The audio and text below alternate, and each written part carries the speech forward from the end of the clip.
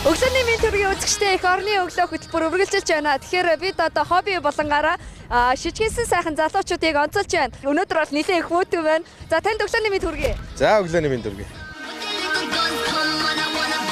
Клубийнхаа тухай, хоббиныхаа тухай танилцуулаач. Их одоо их зардалтай, өндөр зардалтай хобби байна да. Мэдээж тэгэлгүй яг. За манайх Монголын Пажеро клуб нийгэм дүүрчлэх төрийн бус байгууллага гэж албан ёсны төрийн бус байгууллага тамга тэмдэгтэйгээр үйл ажиллагаа явуулдаг.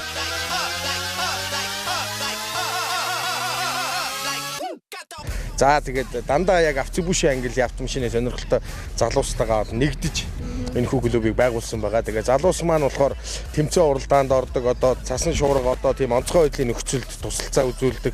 Давхар дээрээс нь одоо гол усны үер, шавар, түүмэр зэрэг тиймэрхүү юмд одоо клубийнхаа сайн дурын үсээр өөрсдөөсөө одоо бензин төлж байд юм бүхнээ зориулаад тэгээ явдаг байгаа.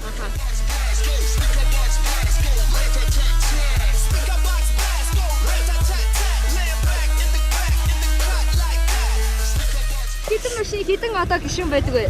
За Пажеро клуб нийт 31117 тэр авцсан байсан. Өнөө өглөө намайг харахад. Тэгэхээр залуусын тоо маань бол нэлээд олон. За тэр дундаа Пажеротой гишүүд гэвэл 4700 гишүүн байдаг.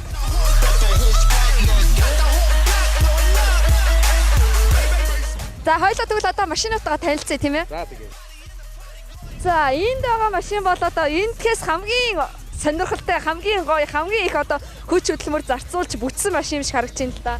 За мэдээж тэглгүй яах вэ? За энэ машин болохоор одоо Пажерогийн 1982 оноос хойш үйлдвэрлэсэн Mitsubishi Lo 47 загварын тийм машин маань байна. За Пажерогийн хамгийн өвгөн загвар гэсэн үг, дөрвөлжин загвар. За энэ машин маань болохоор одоо 2014 оноос хойш бүх төрлийн одоо Монголын Бартаацам автоспортын холбооноос зохион байгуулж байгаа бүх тэмцээнд оролцдог. Одоо манай залуучууд бол бүгд мэднэ, оффроуд сонирхчид бол бүгд мэднэ. За энэ болохоор 38 та дугуй тавьсан байна, машина хөнгөлсөн байна, мотороо хойшлуулсан байна, аржаатраа хойшлуулсан байна гэх мэтчлэн машина одоо туулах чадварыг маш сайн болгосон.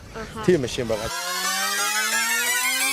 Одоо Pajero гэдэг машин бол одоо манай Монголын нөхцөлд бол мэдээж хамгийн хуучин машин даараг орж байгаа 69-ны дараагийн үеч гэх юм уу тэр загвараар орцсон байгаа. Тэгээ үнийн өвд ч гэсэн үнэхээр боломжийн үнэтэй, сэлбэг техник бүх юмн дээр маш боломжийн үнэтэй.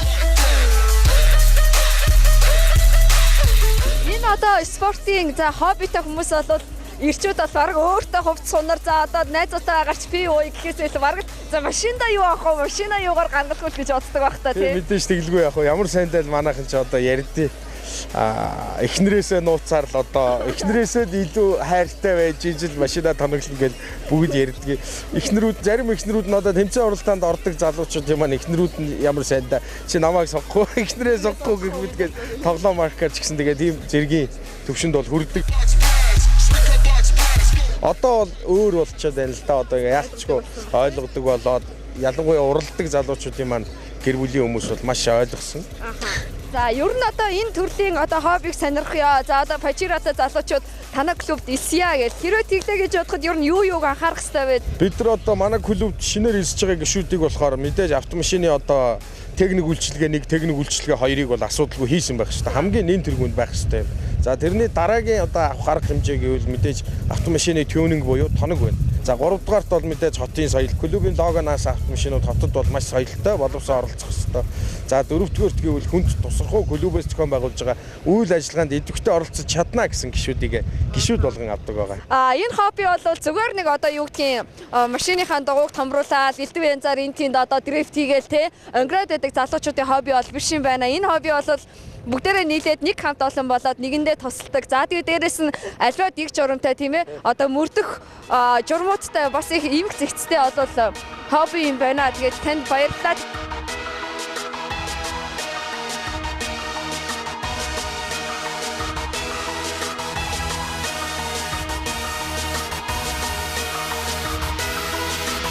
Их орны өглөө хөтөлбөр үргэлжилж байна.